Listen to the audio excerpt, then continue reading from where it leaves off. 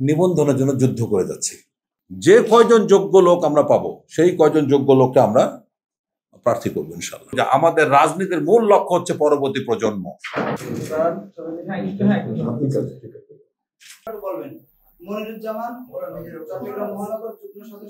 গত 7 মাস আমাদের দলের যে বয়স, তার মধ্যে 4 মাস ধরে আমরা নিবন্ধনের জন্য যুদ্ধ করে যাচ্ছি। কি কঠোর পরিশ্রম করতে হচ্ছে, এবং এইটা 3য় দফায় মানে তদন্ত শেষ হয়েছে, 4র্থ দফায় এখন তদন্তে যাচ্ছি। এটার জন্য আমি আমার এলাকাও যেতে পারছি না সেভাবে। কিন্তু এই সময়ের মধ্যে আপনারা যারা আজকে এখানে এসছেন, তারা বুঝে শুনে মানে অন্তর দিয়ে এটাকে ভালোবেসে তারপরে এখানে আসছেন। সুতরাং আপনাদের এই আশাটাকে আমাকে অনেক বড় একটা উপলক্ষ হিসেবে বিবেচনা করতে আমি বাধ্য হচ্ছি।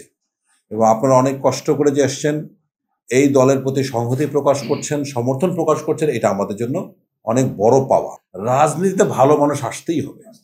ভালো মানুষ না আসলে কোনো সময় ওই খারাপ লোকরাই, মাস্তান, চাঁদাবাজ, পেশি শক্তিশালীরা যাদের আছে, তারাই রাজনীতিকে নিয়ন্ত্রণ করবে। এখানে বাংলাদেশের রাজনীতির কেন উন্নতি হচ্ছে না? কারণ হচ্ছে এখানে শিক্ষিত মানুষ নাই, সাহসী মানুষ নাই, সৎ মানুষ নাই, দেশপ্রেমিক মানুষ নাই। এটাই তো কারণ। এটা যদি আমরা বুঝতেই পারি, তাহলে যে কোনো সমস্যার সমাধান হয়ে যায় তখন যখন আমরা তার সমস্যাটা বুঝতে পারি। সমস্যাটা কি? আমরা সমস্যাটা বুঝতে পেরেছি, রাজনীতিতে ভালো মানুষ, যোগ্য মানুষ দরকার আছে। এখন শিক্ষিত সৎ মানুষ যারা, তাদের সবই আছে কিন্তু রাজনীতি করে না, সাহসী না। আমি তাদেরকে তুলনা করি, একটা পরিবারে যদি প্রতিবন্ধী শিশু থাকে, তার বাবা মা তাকে ফেলে দিতে পারে? যতই তার হোক না কেন, কষ্ট হোক, তাকে মানুষ করে, তাই না? এই যে শিক্ষিত মানুষ, সৎ মানুষ, এমনকি দেশপ্রেমিক মানুষ কিন্তু রাজনীতি করতে চায় না, ওরা হলো ওই রকম সামাজিক বোঝা। এদের কিন্তু আমি করবোটাকে, আমরা কি করবো? তাদেরকে অনেক কিছু করার নাই, তারা কেউ করছে না কেন? আর ঘরে বসে বসে টেলিভিশন দিয়ে খালি সমালোচনা করলে হবে? সামনে তো আসতে হবে। এখন যদি সাধারণ মানুষ বলে যে আপনি যে এত ভালো কথা বলছেন, আপনি নেতৃত্বে আসেন না কেন? আমরা বলেছি আমাদের রাজনৈতিক কর্মসূচির কারণে একটা মানুষের কোনো দুর্ভোগ হবে না। যদি একটা মিছিল করতে গিয়ে রাস্তায় একটা অ্যাম্বুলেন্স আটকায় যায়, এটা আমাদের নীতিবিরুদ্ধ কাজ। এই জন্য আমরা এমন কোনো কাজ করি নাই যেখানে একজন মানুষের কোনো দুর্ভোগ হয়। দ্বিতীয়ত হলো, আমরা যে কথাগুলি দিয়েছি, এই কথাগুলো আমরা বরখলাপ করি নেই। আমরা বলেছি যে আমাদের রাজনীতির মূল লক্ষ্য হচ্ছে আমাদের পরবর্তী প্রজন্ম। আজকে আপনার ছেলে মেয়েদেরকে যদি আমাদেরকে জিজ্ঞাসা করে আমার জন্য তোমরা কোন পৃথিবী রেখে যাচ্ছ, আমার কর্মসংস্থান কি, প্রত্যেক বছর 5 লক্ষ করে শিক্ষিত বেকার যুক্ত হচ্ছে আমাদের বেকারত্বে, এদের কি হবে? এটা নিয়ে কারো কোনো কথা আছে? মাথা ব্যথা আছে কোনো রাজনৈতিক দল এটা কথা বলে? তখন আমরা বললাম যে আমাদের রাজনীতির মূল লক্ষ্য হচ্ছে পরবর্তী প্রজন্ম।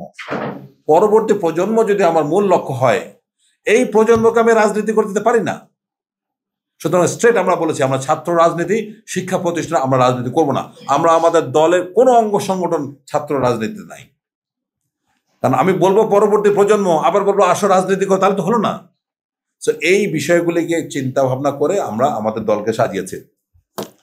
আমাদের দলের লক্ষ্য এমন না যে তাড়াহুড়া করে 300 সিটের প্রার্থী দিব, আর এমন সিটে এমন প্রার্থী দিব তার জামানত নাই, লোকে চেনা। সরি, এই নাটক সার্কাস করার সময় আমাদের নাই। আমাদের যে কয়জন যোগ্য লোক আমরা পাবো, সেই কয়জন যোগ্য লোককে আমরা প্রার্থী করবো ইনশাল্লাহ। এবং আমরা কোনো কম্প্রোমাইজ আমরা করবো না এই ক্ষেত্রে। ওই যে প্রার্থী যে হবে, নেতৃত্বে যে থাকবে, সে সৎ, শিক্ষিত, দেশপ্রেমিক, সাহসী এবং এলাকার সাথে যোগাযোগ আছে। এই কোয়ালিটিতে যারা যোগ্যতা অর্জন করতে পারে তাদেরকে আমরা নেতৃত্ব দিব। তাছাড়া দরকার নেই। এখানে কোনো চোর, ডাকাত, বদমাইশ, অর্থ পাচারকারী, কোনো ধরনের খারাপ মানুষ, দুর্নীতিবাজ মানুষ প্রশ্নই ওঠে না।